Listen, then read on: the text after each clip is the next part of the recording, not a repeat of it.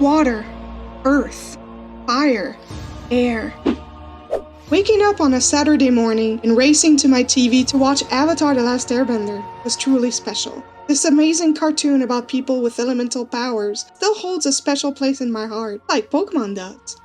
So with that in mind, what if Avatar The Last Airbender's characters were born in the world of Pokemon?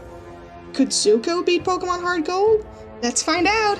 Hi, I'm PokayMarie, and welcome to my brand new channel! I've wanted to make Pokemon challenge videos for years now, but while I love Pokemon, I also love pop culture in general, and so I wanted to make these challenges my own. I just didn't know how. And then one day I thought, wouldn't it be fun to beat Pokemon as some of my favorite characters of all time? And here we are! Today, I picked Zuko from Avatar The Last Airbender to beat Pokemon Heart Gold. I thought it was pretty fitting, since our emo prince does end up having a Heart of Gold in the end. Since Zuko is a firebending master in the show, I'll focus primarily on fire-type Pokemon, along with some fun surprises to round out his team. There's a few rules we have to look over before the start of the run. I can only use Pokemon that are available in-game, and that keep with the theme. HM Pokemon are allowed, but they won't make it onto my team if they don't fit the vibe. Rare candies and items in battle are allowed, but I can't over-level too much before the next gym. And finally, I want to beat the main game, which includes all 8 Johto gyms, the Elite Four, and the Champion. When the credits roll, I call it a win. Now that that's out of the way, comment, like, subscribe, and ring the bell so you don't miss out on more nostalgia-infused Pokemon challenges. Let's go! We begin our adventure in New Bark Town, and more specifically in our room, where a TV and a Nintendo Wii await us.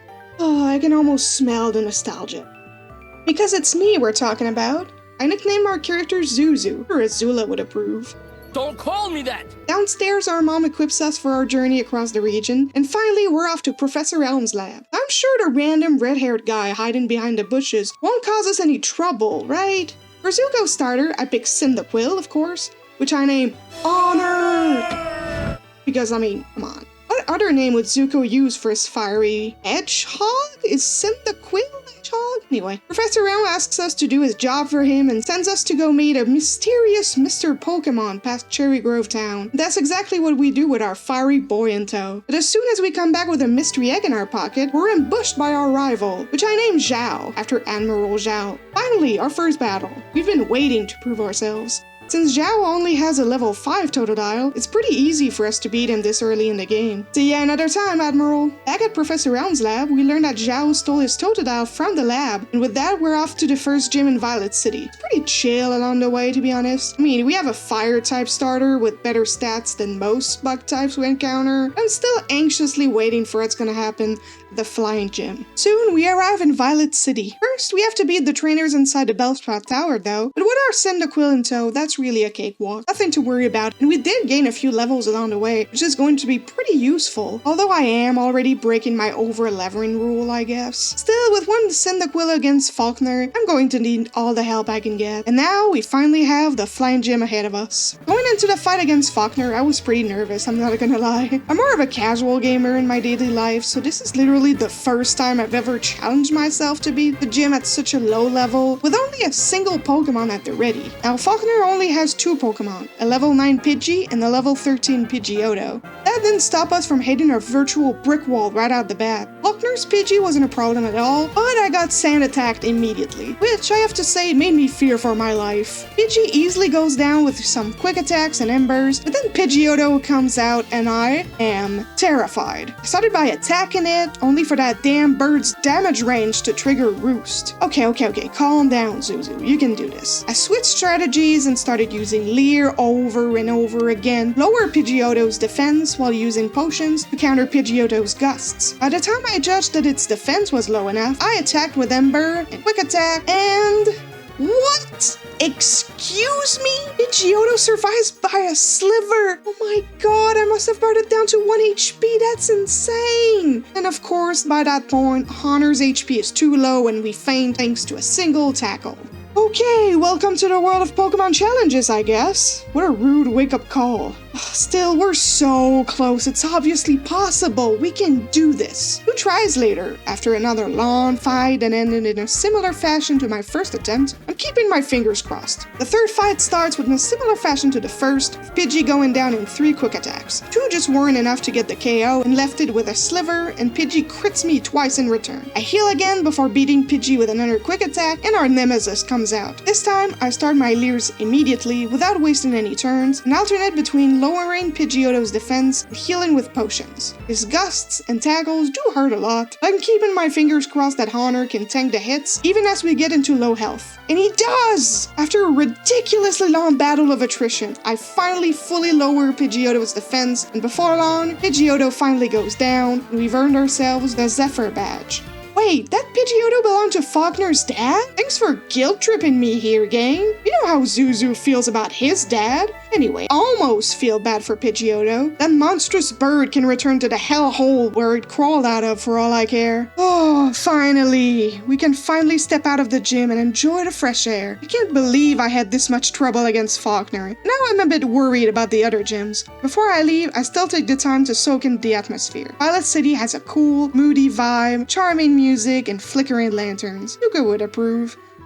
And now we're off to Azalea Town. After some back and forth when I went to the Ruins of Alph and was sent right back to Violet City because I forgot to pick up Professor Elm's egg in the Pokémon, we finally arrive in Azalea Town. Team Rocket awaits us in the Slowpoke well and they're taking those poor Pokemon's tails. Knowing how Zuko helped Appa under Lake Lao Guy, this is personal. Of course, no one in Team Rocket poses a real threat. I have a second evolution starter by this point, which is pretty much 10 levels over the grunts, so it all goes fine. After taking care of Executive Proton with a few embers, I save all the Slowpokes, and we're off to the next gym. Now again, I didn't mean to overlevel before Bugsy's gym, but since I only have 1 Pokemon at the moment, it was kind of inevitable. Oh well. I swept my way through the gym with Honor's Ember. Fun fact, I was starting to wonder if I should go back to the Pokemon Center when I saw that Ember was getting low in PPs, till I leveled up one last time just before Bugsy and Honor learned Flame Wheel. Alright, I'll take it. And so, how does the Bug Gym go? It's the complete opposite to the Flying Gym. Honestly, I almost feel bad for poor Bugsy. Not even his Scyther could make a dent in Honor's HP, and I wasn't even at full health. I swept his whole team with Flame Wheel and didn't even break a sweat. Okay, Bug Gym over. Finally time to get to Goldenrod, right? Well, not really. Admiral Zhao pops up just as I attempt to leave town, and he's got a much larger team than last time. Alright, time to see how this rival fight will go. It didn't go as smoothly as I had hoped, honestly. Ghastly was a breeze thanks to a nice crit with Flame Wheel, but then Croconaw came out. Fire is weak to water, of course, though I was pretty terrified of that beast. I immediately used Leer while Zhao's Croconaw scary-faced me. But then I switched and used Smokescreen a few times and destroyed his accuracy. After that, I tried to attack a few times, but since that didn't do much, I went back to using Leers while Croconaw missed his moves over and over and over again. It was hilarious. Before long, Croconaw went down, but not before we were brought down to 2 HP. When Zubat came out, I healed immediately, and while I was sure this was going to be an easy win, after the whole ordeal we'd just been through, Zubat took a lot longer than I expected. He's faster than me, and he used a combo of Supersonic and Bite on Honor, which made us lose turns after turns after turns. Thankfully, after healing one last time, we snapped out of our confusion. One last Flame Wheel was all it took to take Zubat out. Whew! That was a mess. Fast forward this up a little bit, shall we? After meeting up with our friend Lyra, who explains what the daycare is, we arrive in Goldenrod City. I did some shopping first and got myself a bicycle and looked for Whitney at the radio tower. Now that that's all done, it's time for the normal gym. As a side note, it's really funny to me that most of these normal types are now fairy types in the game. Is Whitney a fairy gym leader now, canonically? Anyway, the Whitney fight went a lot better than I expected. Meowth was easy for one. I brought the TM for Protect at the Goldenrod department store, thinking that Whitney was going to use Rollout on me with her terrifying Miltank. But she didn't. Instead, she used Stomp over and over again. What did annoy me was that Honor got hit with a Tract at the start of the fight, which made him miss a few turns. After a nice combinations of Leers and the few Flame Wheels we managed to hit, we finally got the win. Now, we have a lot of story and a lot of encounters ahead of us, so let's speed things up. Past the National Park, which is beautiful music by the way, I finally get to Route 36, where I can catch my next Pokemon, Growlithe. It took me a little while to find one, but once I did, I named him Agni Kai. And then I realized he didn't have Intimidate, so I searched some more, I found a female Growlithe with Intimidate. Now, what will I name her? Yeah, I think that sounds about right. As soon as I arrive in Critic City, I encounter Bill, who will be very useful for us. And so I go back again to Goldenrod City to talk to Bill in his house, where he gifts me an Eevee. Now here comes the fun part. Using a totally legit Thunderstone, I evolve Eevee into Jolteon, which I named Lightning for lightning redirection, of course. Now back to Critic City. After dropping by the Burn Tower, I encounter my rival. Problem is, I forgot to bring up Lightning on par with my team before the fight, so she'll have to stay on the bench for a little while longer. Azula does go down eventually, but Honor comes in to save the day. Now, after leveling up my Pokemon with some rare candies, we're off to the Ghost Gym. The Growlithe that knows Bite in our pocket and should go too badly, right? Well, not exactly, it doesn't. Morty's Ghastly goes down without much of a fight, but then comes Gengar. I swear that beast is demonic. While I try to take advantage of Azula's Intimidate by doing some strategic switching with Lightning,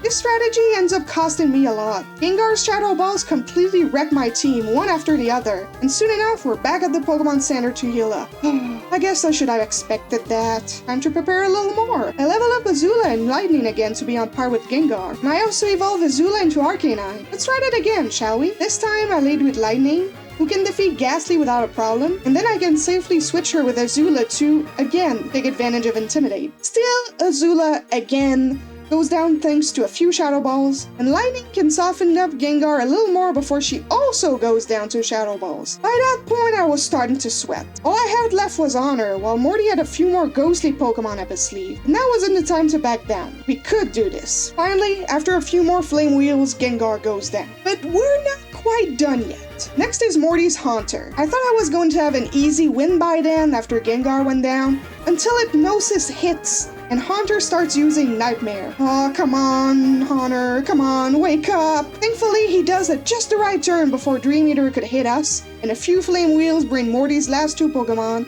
two Haunters, down in a row. Wow, that was more difficult than I expected, and I'm happy Honor was able to tank a few hits. Ghost Gym over. And now, we're off to the Fighting Gym. We quickly arrive in Olivine City, a lovely port town where we find our rival, Zhao. He doesn't bother to fight us though, as he informs us the Ampharos in the lighthouse is sick. I guess that's where we're headed next. After battling the trainers of the lighthouse, which was fairly easy, as we have an electric type who basically decimated the local water and flying type Pokemon, we find Jasmine at the top of the tower, and she asks us to go fetch medicine for the sickly Ampharos. No problem. After a short trip with Surf and a stop at the pharmacist in Cyanwood City, I return to the lighthouse, heal the poor Pokemon, and go back once more to Cyanwood City to face Chuck. It's finally time for the Fighting Gym. I had a bad strategy at the start and didn't take advantage of Primeape, wasting a turn with Focus Energy, and Azula went down because of it. Thankfully, Lightning came out and finished the job. I thought Poliwrath was going to be easy, since I have an electric-type Pokemon against a water-type,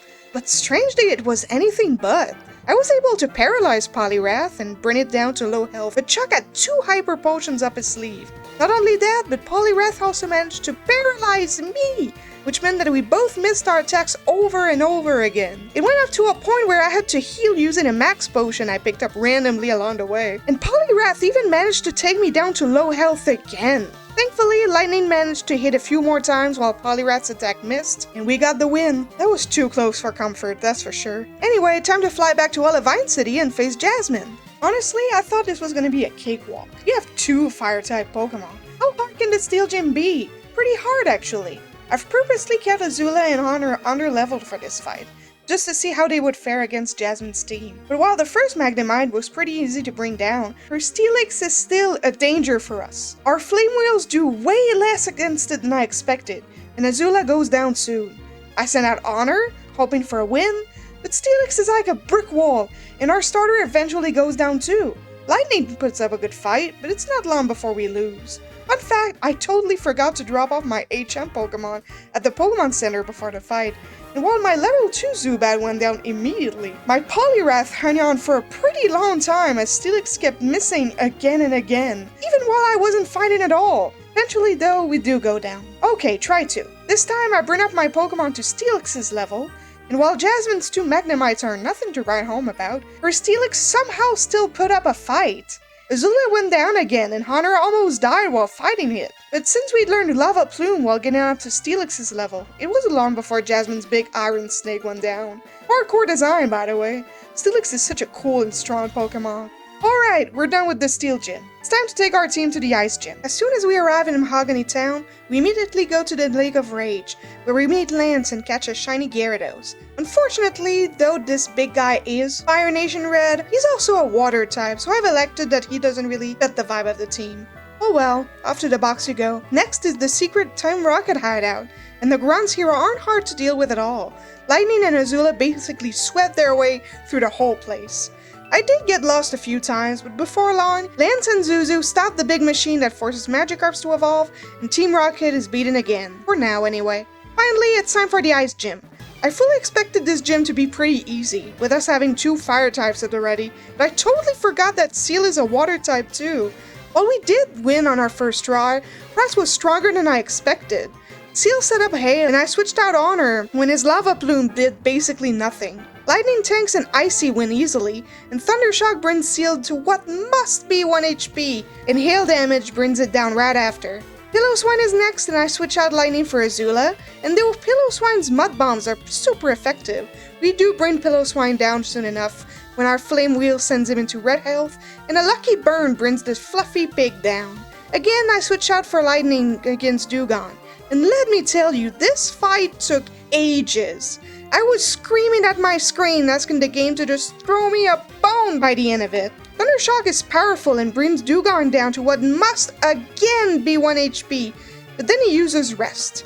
Long story short, every time we brought Dewgong into low health, Price just healed up twice, and Lightning eventually went down. I sent an Azula, who is still hurt, but a few reversals finally bring Dewgong down, and we get the win. Well, that took longer than I expected. I can't believe Price stalled us out like that. Anyway, now that that's done, we walk away with the 7th badge in our pocket. As soon as we step out of the gym, Professor Elm gives us a call and informs us that Team Rocket has attacked the Goldenrod radio tower. Once that's taken care of, it's time for the Dragon Gym. Okay, listen, I had a feeling Claire was gonna be tough, but I had no way to know that this was going to be a disaster. Again and again, I just threw my team at her, and again I tried different strategies, tried to send out Lightning or Honor or Azula first, but I still got crushed. By that point, I knew something had to change. Our team needed a massive upgrade. Here we go. First, I went to Violet City to meet this guy at the Pokemon Center, who, thanks to a password generated using my trainer ID, gave me a Slugma, which I evolved it to Magcargo. He's pretty weak to Dragonair's water-type moves, but at least he's going to be one more member on our team. And he has that volcanic look I'm looking for in a Pokemon, you know?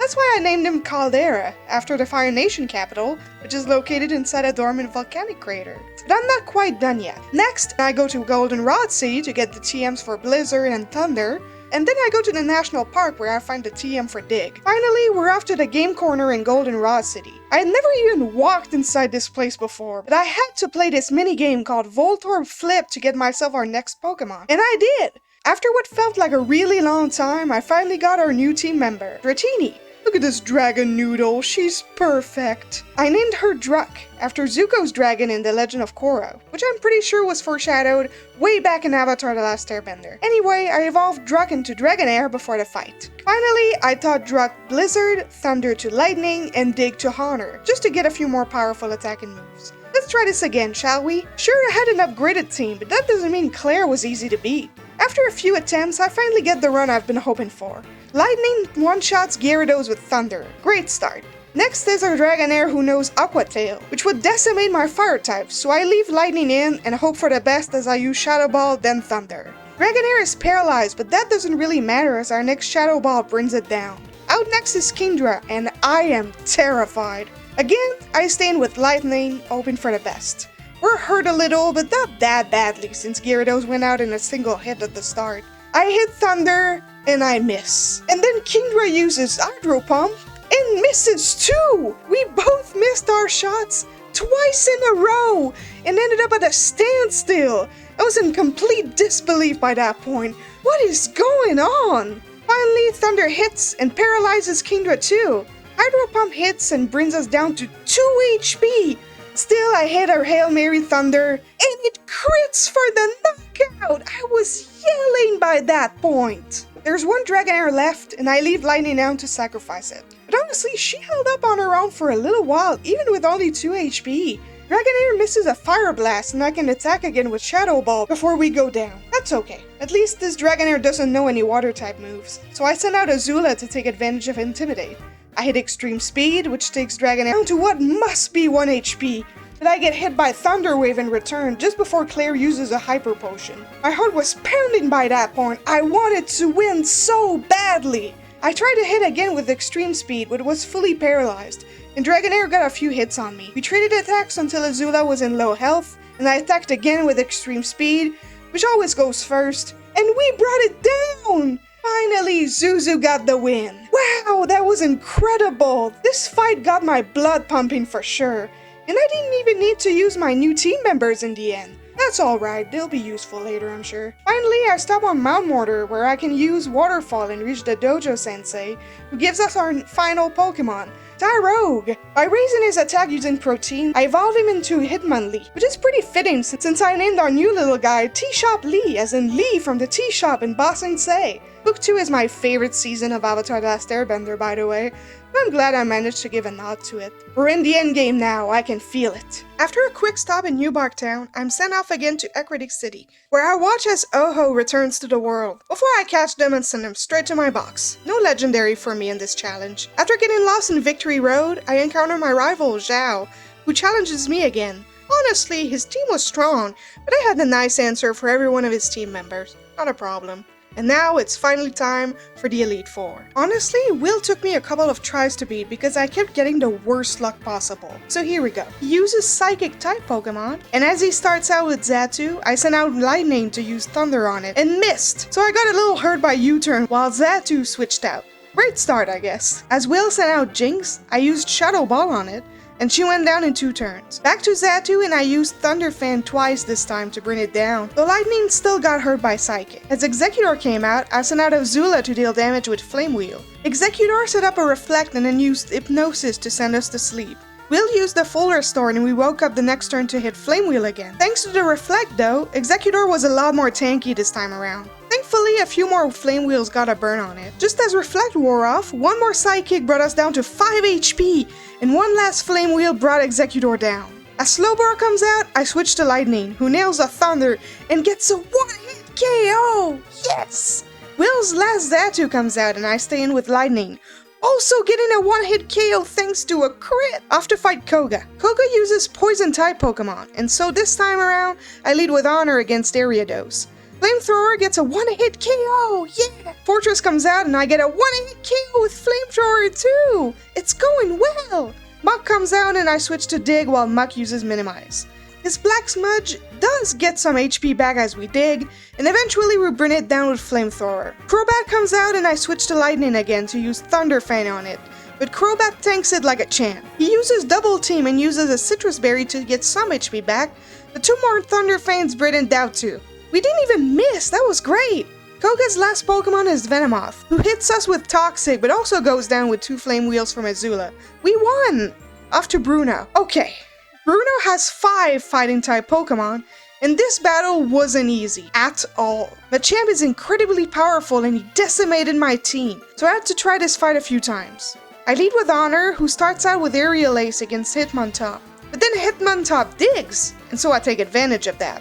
Since I'm faster, whenever he goes underground at the end of a turn, I dig the next turn, and so he misses, and then I hit him in return. It was such a funny strategy, I loved it. Though Honor got hit by counter and Bruno used the full restore, we alternated between some digs and Aerial Ace, and still brought Hitmontop down. I switched to Drak as Onyx came out. He set up a Sandstorm, but a single Surf brought it down too. Hitmonchan came out next, and I switched out to Azula. Hitmonchan's Thunder Punch hurt and paralyzed us, but we got a burn on him that brought him down to super low health. And the Sandstorm finished the job, alright! Machamp came out, and I had a single strategy to use against him. Just throwing my whole team at and hope he faints. Our paralyzed Azula went down in 1 Cross Chop, and I sent out Lightning next. But our Shadow Ball basically didn't do anything, and 1 Cross Chop brought us down to 13 HP. I was panicking at that point. 1 Thunder Fang dealt more damage, but it also triggered his Citrus Berry, and he healed again. Finally, Revenge brought Lightning down. This time I switch out to Drak and I hit with a Surf that does basically nothing. 1 Cross Chop brings us down to 25 HP, and I hit 1 more Surf, and it's a crit! We went down to run Rock Slide after that though. Thankfully, Honor brought him down with one more Aerial Ace. Hitmonlee was out last, and Aerial Ace brought him down to yellow health. He hit Swagger and confused us, but Honor hit anyway and got the knockout with one final Aerial Ace. Ooh, that wasn't clean at all, but I'll take it. Off to Karen next. Karen specializes in Dark-type Pokemon, and I lead with T-Shop Lee to first use Mind Reader, then High Jump Kick on her Umbreon to bring him down in a single hit. Let's go, I like how this is starting. Murkrow is next, so I switch out to Lightning to bring it down to low HP with one single Thunder Fang. I try to use Quick Attack just as Karen uses a full restore. That's alright, one more Thunder Fang brings Murkrow down. Houndoom is next, so I switch out to Druck, but Surf can't quite bring it down, especially not after she takes a Citrus Berry. A few Dark Pulses bring Druck down instead. Okay, change of plans. I send an Azula this time for Intimidate and bring it down with a few extreme speeds. Gengar is next, and I stay in with Azula, even if she's seriously hurt. I hope to hit first, but Gengar is fast and brings down Azula with Focus Blast. Okay then.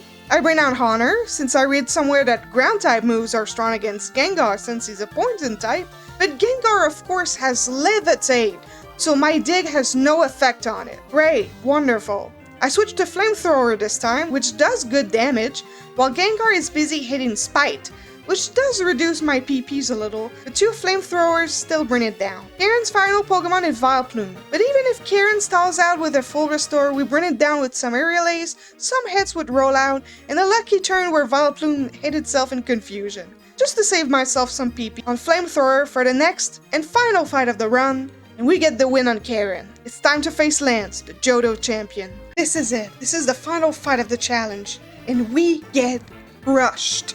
I don't just mean it took some tries, I mean that this wasn't happening at this level at all.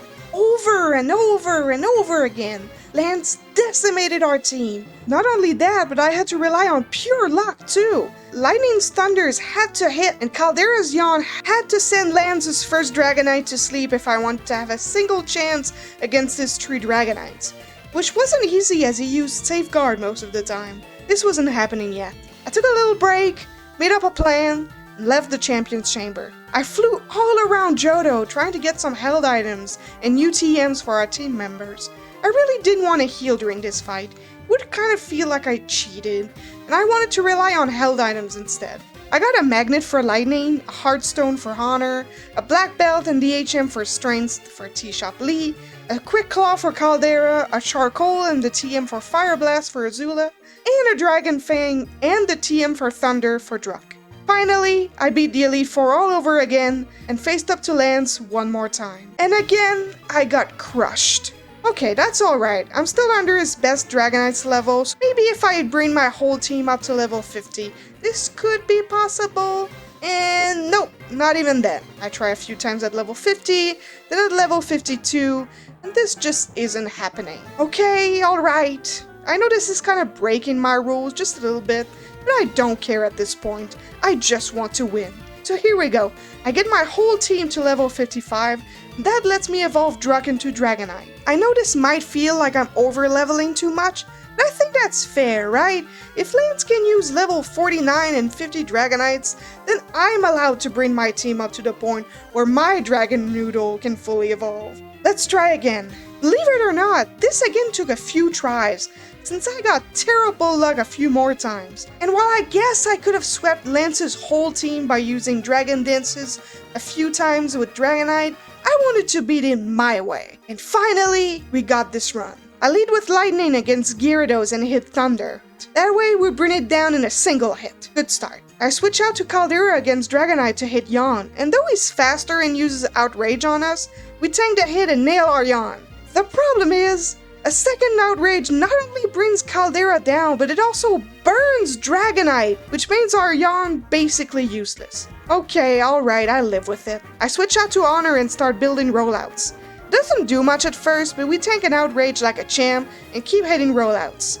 Dragonite gets more HP back with its Citrus Berry, but it misses the next turn when it hits itself in confusion and goes down with one more rollout. Alright, that's great! Aerodactyl comes out and it's faster than Honor. Plus, its Rock Slide is incredibly dangerous. Thankfully, Aerodactyl misses its attack, and we hit one more rollout to get a one-hit KO! Yes! I stay in as another Dragonite comes out, and another rollout gets the one-hit KO! Let's go! One more Dragonite comes out, and rollout finally comes to an end. I'm biting my nails now. What to do? What to do? Honestly, I should have used this time to build up rollout again, but I switched to Double Edge for some reason. I don't really know why. Anyway, Double Edge doesn't do much and hits us back in return, but I keep hitting Double Edges anyway as Dragonite misses its Dragon Rush twice! Eventually, I do switch back to rollout, but Lance uses a full restore. Honor goes down to 12 HP thanks to a Dragon Rush that finally hits, and my rollout misses because I'm paralyzed. Honor goes down because of that. Okay, we have to stay calm. I send out Lightning, cross my fingers, and Thunder hits for the knockout! Yeah! There's one last Charizard left, and I could stay in with Lightning and finish the job, I guess, but I want to give Druck her time to shine, and so I switch out to our fully evolved Dragonite.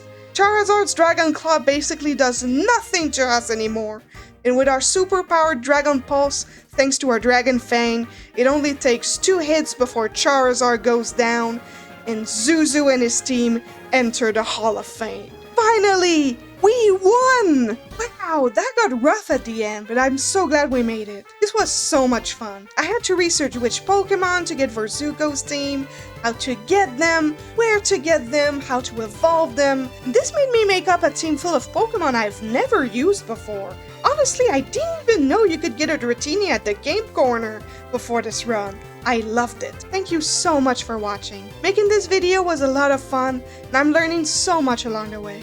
I'm planning on making more Avatar The Last Airbender runs in the future, so stay on the lookout for that.